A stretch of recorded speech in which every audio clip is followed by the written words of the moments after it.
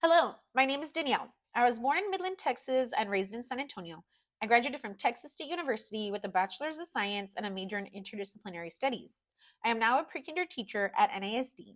This school year marks my fifth year teaching. I am pursuing a master's in early childhood education with an intent to become a district instructional specialist for early childhood education. I fell in love with wanting to help children and make a difference in the world.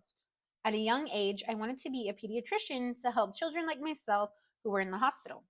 I had wonderful teachers in my life that made me want to pursue that passion of helping others through education. I knew through my university classes that kinder or pre K was the place for me. I was very fortunate to have the opportunity to work with preschoolers throughout my university career.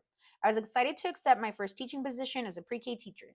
I love early childhood, and I know that I help lay the groundwork for other teachers to build upon. Working in early childhood education brings such joy. It's a period in a child's life where everything is new in a sense. This is a time frame in a child's life where they're absorbing everything around them and exploring is key. Over the past year, I found myself wanting to do more, to dive deeper into understanding early childhood education and practices to better my knowledge to help my students be as successful as possible. These modules resonated with me personally and professionally as a perspective of a minority group myself and teaching students of cultural backgrounds and of low socioeconomic status. Module 1 begins by highlighting disparities in fundamental rights and educational opportunities among minority groups.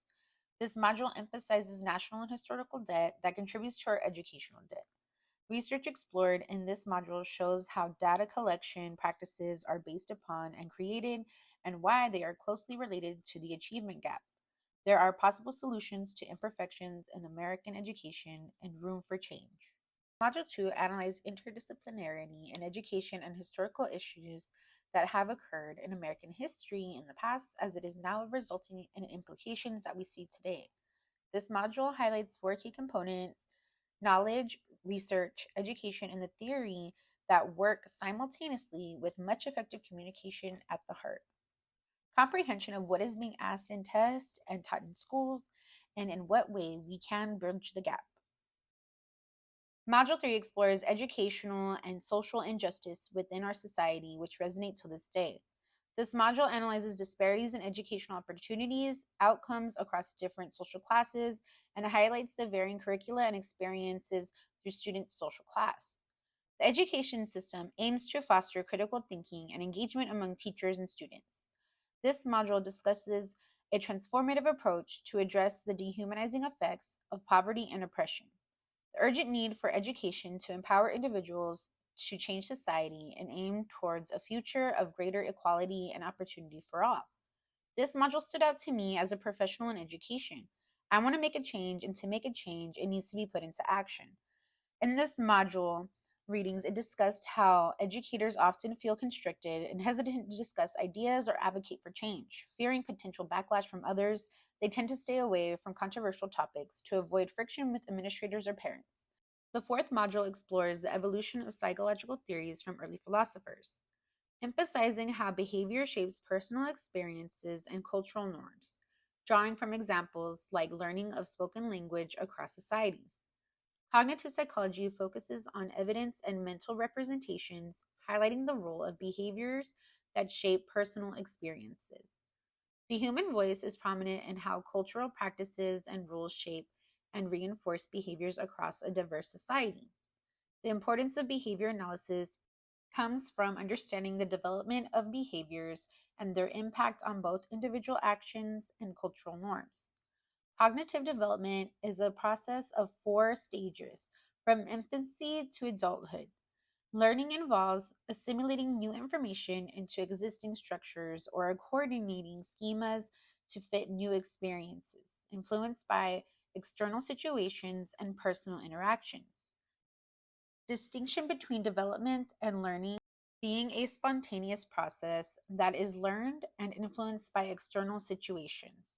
Child development and learning are separate processes, with development preceding learning. I relate most to this module because throughout education in my undergraduate school, we discuss theories such as Vygotsky and Skinner.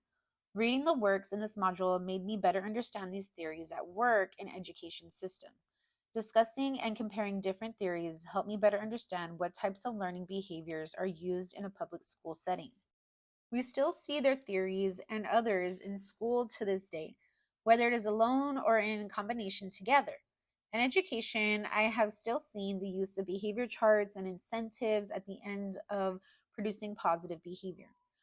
Our pre-kinder program constantly implements play-based learning and new ways for children to explore and engage.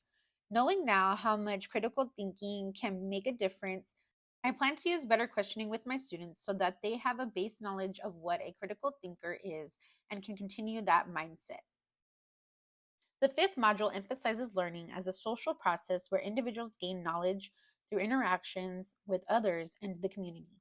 Learning is a process of acquiring knowledge through personal discovery or from others and experiences. They explore different explanations of the zone of proximal development. Learning involves internalizing skills and information through social interactions and relationships within communities, which shape individuals' engagement with the world and their roles within a community. In this module, we discuss constructionism as an educational theory emphasizing active learning through actively creating and fostering exploration and creativity. Learners best understand concepts when actively engaged in making things rather than passively receiving information.